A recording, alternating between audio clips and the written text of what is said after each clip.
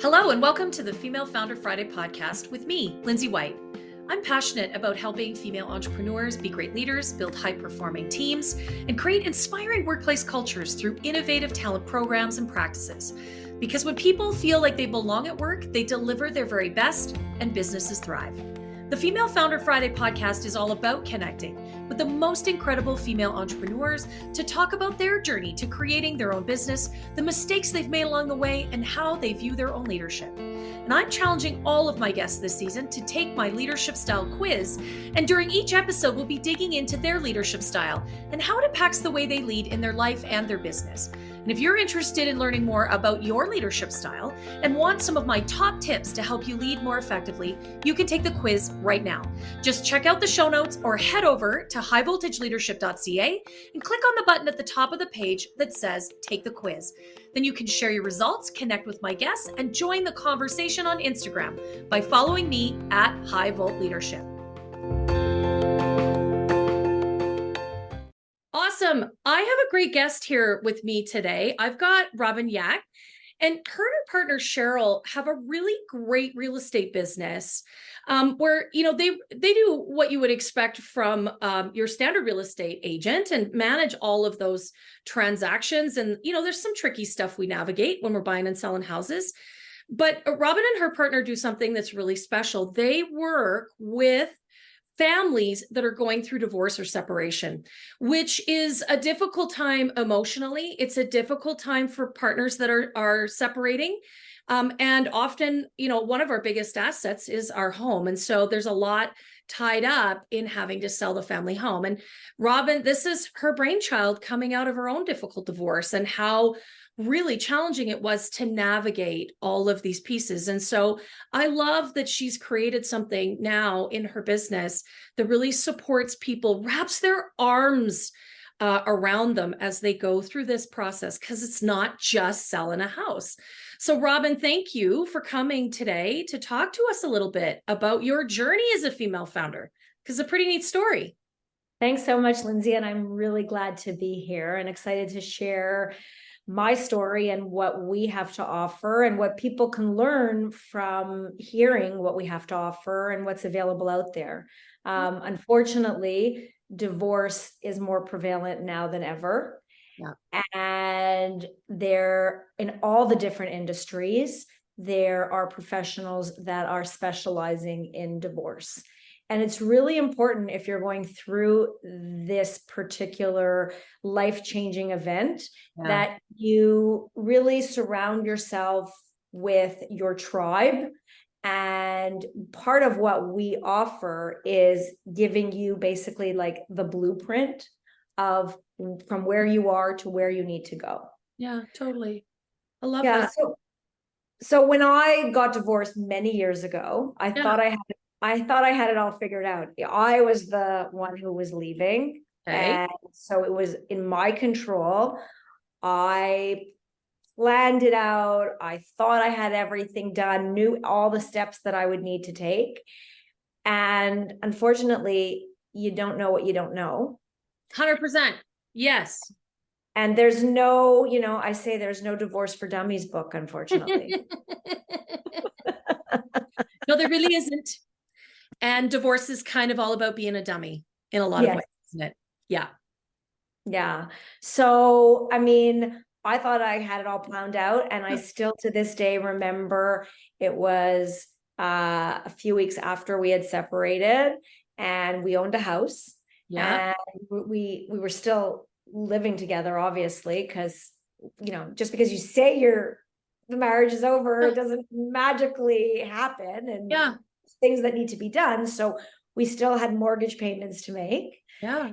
And I remember standing on the corner of this major intersection in Toronto and going into the bank to deposit my paycheck, because that was when we actually had people paychecks. And I deposit it knowing that our mortgage payment is coming out on that day. And unfortunately, I look at the balance and my ex had decided not to have his paycheck deposited into that account. Right. Nice. And I cried. Oh, yeah. what's going to happen? How am I going to, Yeah. my mortgage payment is going to bounce. Yeah. So, you know, when we started in real estate, Cheryl and I, we didn't know, like, you know, everybody gets into real estate and there's all these different niches, you know, first time home buyers, downsizers, and we didn't really know where we were going to land. Yeah. We did a lot of networking and connecting with people. And when we gave out our backgrounds, so I have a business degree and a law degree, and I was in executive level roles in healthcare, along with my my own divorce background. And Cheryl is a teacher by trade, and she's run very successful preschool and lice removal clinics. So she herself was involved with a lot of families and parents and kids going through divorce. And what does that mean? You know, Yeah. I'm not picking the kid up, you are, you know, all the intricacies. Yeah. So when people heard what our background was, it just kind of morphed. Like, people said, connect with family lawyers. Like, you've got all this background and knowledge. And we just talked to each other, and we said, you know what? Most real estate agents, unfortunately, get in the business for the money, and they think it's quick and easy. And very often it is, although unfortunately the market is now changing and it's a little bit more difficult now than it was over COVID. Yeah. But our goal, of course, money is great and we want to make money. Yeah. But we really want to help people. We want to be able to help them understand that right now they're most likely at a very low, but there is a light at the end of the tunnel. And we promise them that when they get to the other side, they will really see that, in fact, they're way better off than they were today. Yeah. Yeah, for sure. And sometimes you can't see the forest for the trees, right? I really appreciate that, like, as I'm listening to you talk, and the combination of background, experience, skill set, business acumen, and how you sort of let that all sort of swirl around together to come up with, hey, this is a group of humans we can really be of service to. Yeah, we all want to make money. That's what we're doing here. We've got to pay our bills. But like, when you can actually make a great living and serve people in a really value-added way, that's a great combination, right? And so I love that. I really appreciate that this has come out of your deep desire to support people in a moment when they really need it the most. It's a very tough time. Look, selling a home in the best of times is a very emotional experience. Real. So now add on this whole life-changing, your life is falling apart, your family is falling apart, you don't really know where you're going to land. And most often the two parties are not on the same page. Unfortunately, more often than not, it's an acrimonious divorce. And you don't, like, there's so many things that people aren't aware of. Just like, so when this first happens, we're one of the first points of, like, touch points. Just right, because you make this decision, and then it's like, okay, what are we doing with the house, and what is happening with the kids? And so when they come to us, we want to be able to first talk them off the ledge. Tell them, you know, very often they come to us and they're like, I deserve to stay in the house. I want to buy my ex out of the house. And they think, oh, it's for the best interest of the kids. So we really want to talk to them about all their options, because although your emotions think it's the best option for the children, it's not necessarily. Remember, for the children, this home was a family unit, and you're no longer a family unit. So maybe it's better if they start fresh in two separate houses. I mean, I really appreciate that, because you're right. You just don't, there's so many emotions involved. You're not thinking rationally in a lot of this. There's a lot of feelings tied up at a lot of different levels. And you do need someone who isn't just in a hurry to sell your house and make a commission, who is actually interested in helping you see all of the different options and the possibilities, and then make a really well-educated decision.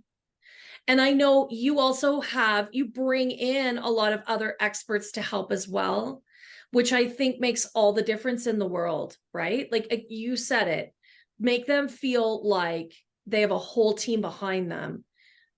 And that's really gratifying work. Like, as I'm listening to you, I can't help but thinking that's fulfilling. I mean, just selling someone's house, that's great. Help families. But when you know that you've set a client up to move forward in their life successfully, that's got to be really joyful work. It is. And that's why a lot of our time is spent on making those connections and finding the people in the different industries that are working with the same types of clients that we are. When they come to us, we want to be able to say to them, okay, yes, you have to deal with your house, but you also will need somebody to guide you in your financial, like a financial advisor, an accountant, a mortgage broker, a family lawyer, and all of these things. And you don't have to do everything today, but here's the people that over the time when things start to settle down, you can start to reach out to. And we have more than one in each category. Because not everybody can work well with everybody, but that and we want to help them follow through, and we're always there for them, to bounce things off of. A sale can be as easy as putting a sign on the lawn, but that's not what we are about. And many of these situations, I mean, we're dealing with one, we're embarking on another, can take years. Because, there's court orders sometimes involved, and it's just, there's a lot of, and we've spent time talking to lawyers, talking to mediators and arbitrators, and you need somebody who really can speak to those types of people on a different level. Not everybody can. And fortunately, our backgrounds allow us to have the knowledge of how to speak to those people, but also we have our clients' best interest at heart. And it's just so important. As like I say to people, you can hire any realtor, but would you go to a GP if you're suffering from cancer? No, you'd go to a cancer specialist. No, I really appreciate the heart that you bring to this business, this practice, because I think that's what people need, right? That's awesome. We're going to talk next. Robyn's taken my leadership style quiz because clearly this business that she's built, she really leads her clients as well as leading in the growth of her own practice. So she's going to tell us about her leadership style. You can take the leadership style quiz. There's a link in the show notes. You can go to the website, highvoltageleadership.ca. There's a little orange button that says, take the quiz. You can do it right now. It's very quick and easy. It's a little fun. It's going to reveal something about your leadership style. And I'm going to give you 3 great tips so you can be a more effective leader. And then you can compare. So Robyn, tell us what's your leadership style? She's laughing. Why are you laughing? I'm laughing because I couldn't find my results. Oh no. Okay.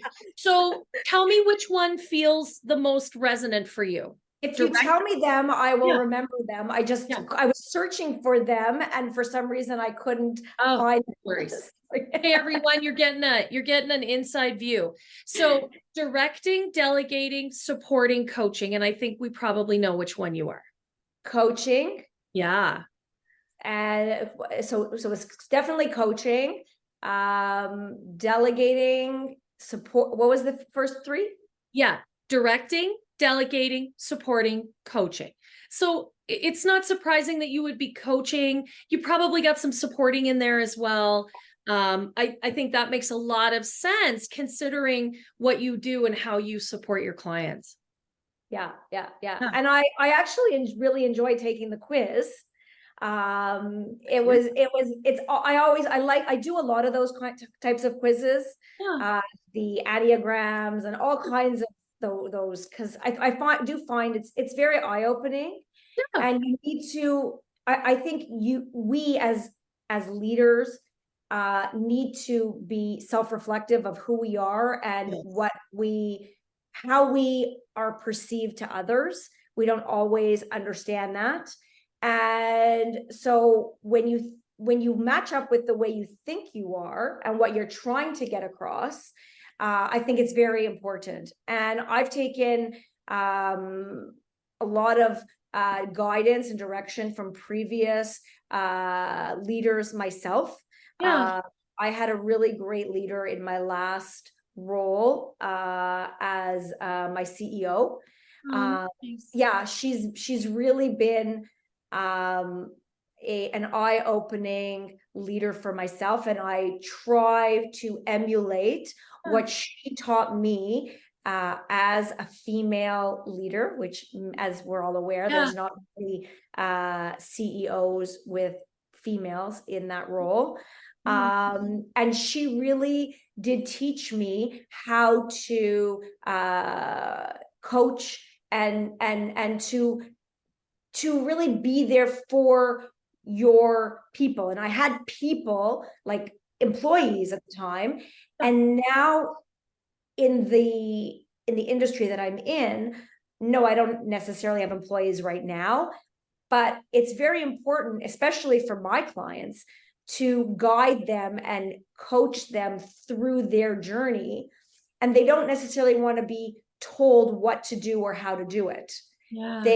They want to feel like they're being listened to and heard. Yeah. And just because you're listening doesn't necessarily mean you're hearing. I love that. Yeah. So I think it's very important. I think that we are constantly growing. If we think that we know everything, and that then you're never going to continue to grow, and then you're just going to stagnate. And I pride myself on continuous learning, continuing education, and getting that all across. And I think that's very important for all of our leaders, especially women leaders. Yeah. Yeah, for sure. You know, leadership is a growth journey. You're never, ever done exploring your ability to lead yourself. Because, and you tell me, Robyn, if you agree with this, I believe that leadership is an inside job. It starts in your own heart. And how do you want to lead? What's important about being a leader? What's your purpose in leading others, whether they're clients or team members or in your community? And you're nodding. So, okay. So you agree with this idea that leadership starts from the inside? Yeah, because I think on how you portray yourself and how you behave. Yeah. If you behave in such a manner that you're, and this is not necessarily the right word, a leader dictator. Oh, yeah. The very directive style. Then Authoritative. you won't get the buy-in. You need to lead in such a way that people want to follow you. Yeah. Want to.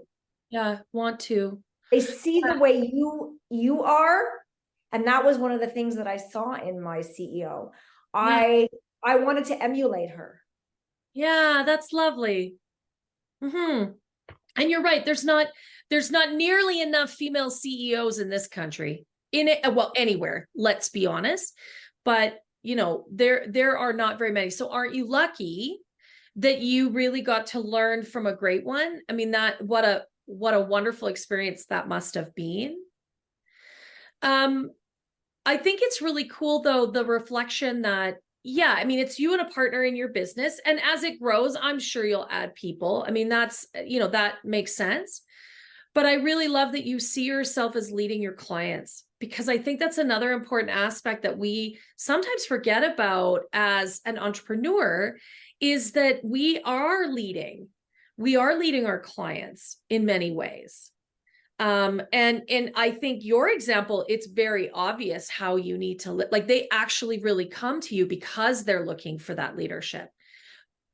But in that, it's not about you, it's about them. You said it. They don't want to be told what to do. They want options. They want advice. They want maybe you to clarify something, but it's got to be their choice, not yours. Absolutely. It's their life. And Yeah. our role is to present them with the facts of what they have, like what the next steps will be and what they can encounter. And the options. It's not up to us to make that decision. No. We will give them all the information necessary for them to make an informed decision. Yeah. And if they ask us, well, what do you think? We'll say, well, in our opinion, our best advice is to choose option A, but we're happy to do whatever you want. Yeah. Yeah, I actually think that that's so important. So you've probably heard this phrase, servant leadership. Mm-hmm. And I just had a conversation earlier today with someone, because a lot of the female entrepreneurs I work with, you know, they've had perhaps a bad leadership experience. They've worked for very toxic, directive, command and control, very old school. And so they leave corporate, they start their own business, and they think, well, I don't want to be that. So what's the opposite of that? Well, and they misinterpret servant leadership as being a doormat. Right. Their team, their clients, they walk all over them. But so what you've articulated to me, that's really servant leadership, is that it's not about me as the leader here. It really is about creating the space for others to step into their power. You know, make those decisions, delineate between one, option or the other, assume that risk, because every decision is risky in some way, and feel good that they've taken a calculated risk. Weigh the option. Like, I really love that, because I think that's what you've painted here is a really great example of how you're a servant leader to your clients. Thank you. And the reality is a lot of our clients, unfortunately, are women. And a lot of them in their marriage were not as informed and didn't know what was going on financially, all of that. And so now they're like a deer in headlights. Yeah. And I feel it's important to give them that power back. Yeah, I think that's true. Yeah. I love that. I love that. I think that you're right. I mean, so many women, we still don't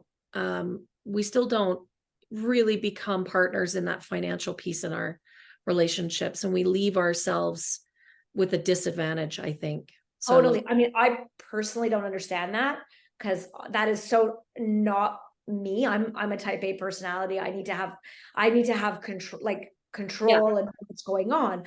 But I have so many friends and I know so many people who in their relationships, they just let so-and-so, their husband deal with it. And it's interesting because a friend of mine's brother just passed away and his wife knew nothing. They're going through papers, the kids and her, and they're trying to figure out, where's the life insurance policy? Who's this person? Who's that person? Like, that's tough. And that's what happens when suddenly, especially, look, if you're a woman leaving and you're in that situation, okay, you know that you're going to have to figure that out. But if the man leaves, then you're like, what do I do? You're really at a disadvantage. Yeah. Yeah. I really appreciate that message, because I think you're right. We all need to, sharpen up. We need to get a grip and be full partners in that stuff.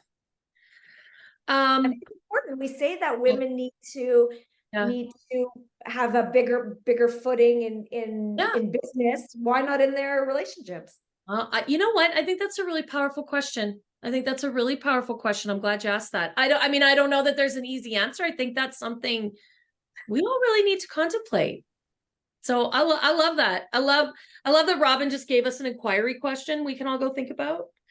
Robyn, I want to ask you about, mistakes or missteps that you've made here as you've built this really interesting practice, and maybe what you've learned from some of those screw ups. I don't know, call it whatever you want.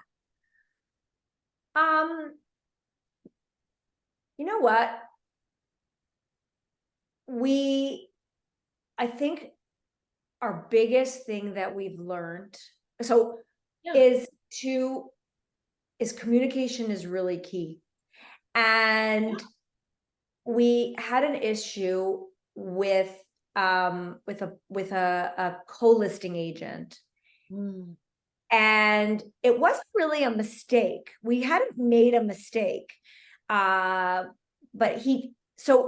here you have to sign an agreement, and they were taking charge. So they had the sign on it was two different brokerages. They had the sign. So they were getting the offers and they were getting all the information.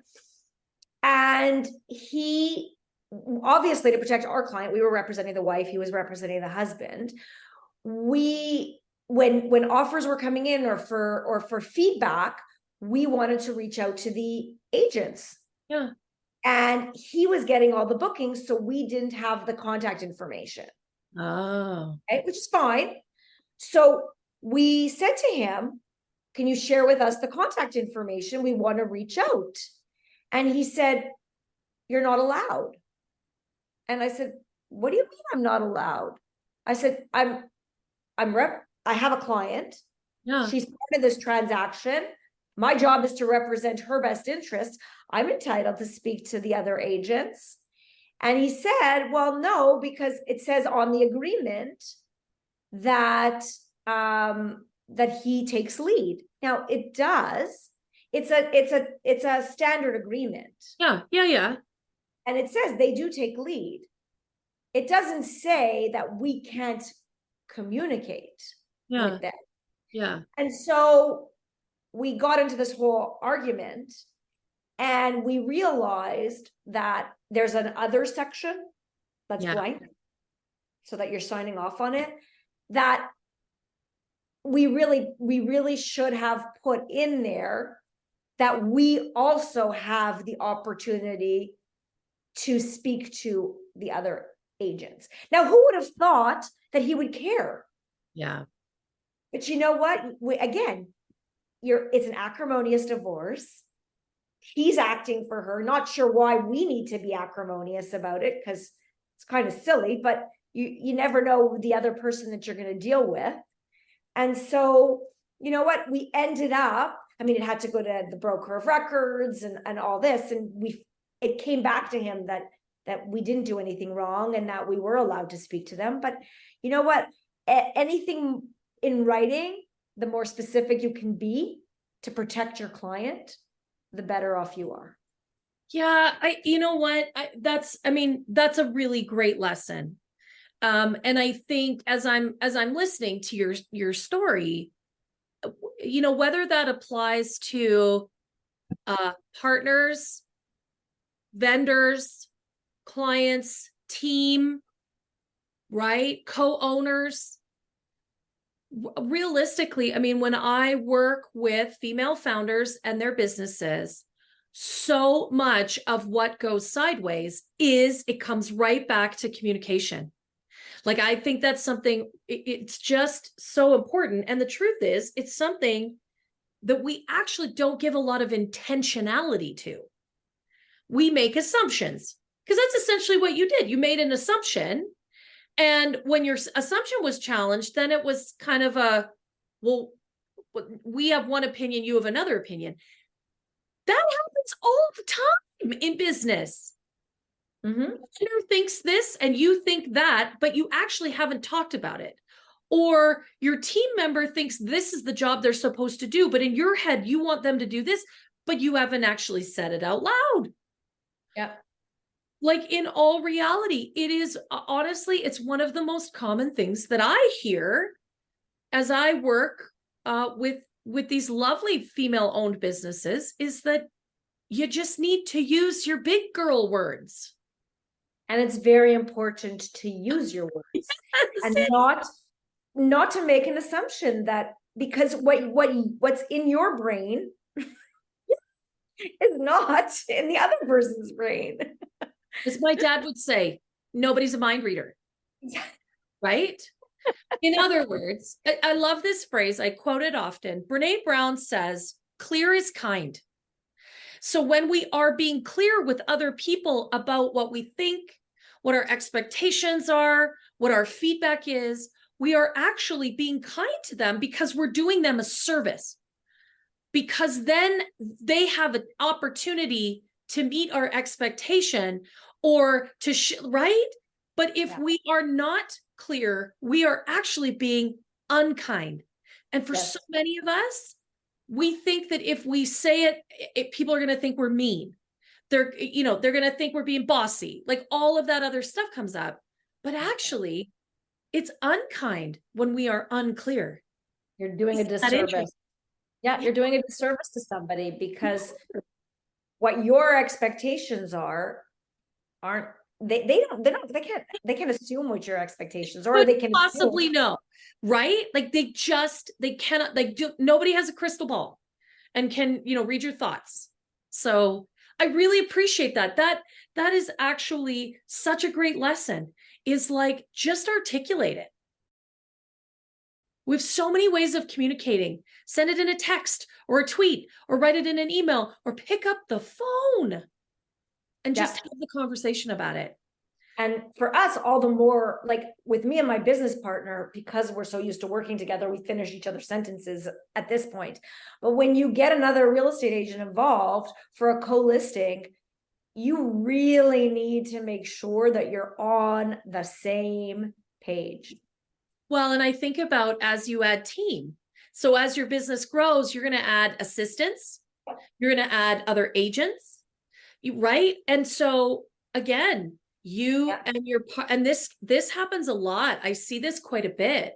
Well, I've built this business and I just do it automatically. Like I know exactly how all this stuff works, and I hire someone and then I'm like, well, they're not performing. Well, yeah, because they're not you. Like they can't reach into your brain and pull out. Or, right, I can imagine you hire an assistant. Well, they're going to help us. Well, you two communicate telepathically, but you're not going to be able to do that if you hire it. You're actually, again, you're going to have to use your big girl words and actually tell someone how you would like it done so they can meet your expectations. Absolutely. So I really love this conversation because I think we can all improve the way we connect and communicate with others, be more clear, more concise. We can still be kind while we do it. Right? Oh, Robyn, I love that. Thank you for offering that to me and to the audience listening today. It's been such a pleasure having you on the show. I really appreciate it. It's been wonderful having this chat. And it's been so fun being here. Thank you for inviting me. Oh, you're very welcome.